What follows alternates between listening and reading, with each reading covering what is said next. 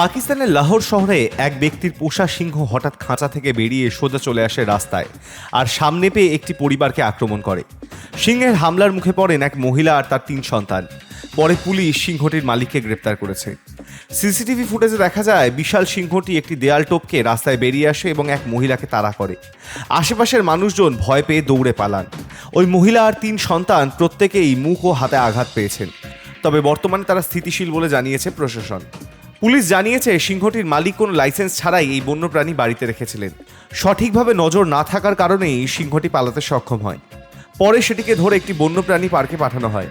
পাকিস্তানে সিংহ, চিতা, বাঘ ও পুমার মতন বন্যপ্রাণী পোষা বৈধ, তবে তার জন্য সরকার থেকে অনুমতি নিতে হয় এবং এককালীন 50,000 রুপি ফি দিতে হয়। তাছাড়া এইসব প্রাণী শহরের বাইরেই রাখা নিয়ম। এ ধরনের বন্যপ্রাণী পোষা পাকিস্তানে একটা স্ট্যাটাস সিম্বল। আক্রান্ত শিশুর বাবা অভিযোগ করেছেন সিংহের মালিকরা ঘটনাটি দেখেও কিছু করেননি। সিংহ যখন তার স্ত্রী ও সন্তানদের ওপর ঝাঁপিয়ে পড়ে তারা চুপচাপ দাঁড়িয়েছিলেন। ভিডিওতে দেখা যায় আহত নারী পরে উঠে দাঁড়িয়ে লোকজনের কাছে সাহায্য চাইছেন আর আশেপাশের লোকজন আতঙ্কে পালাচ্ছেন। এই ঘটনার পর পাঞ্জাব প্রশাসন অবৈধভাবে বন্যপ্রাণী পালনের বিরুদ্ধে অভিযান শুরু করেছে। ইতিমধ্যেই 5 জনকে গ্রেপ্তার করা হয়েছে এবং 13টি সিংহ উদ্ধার করা হয়েছে।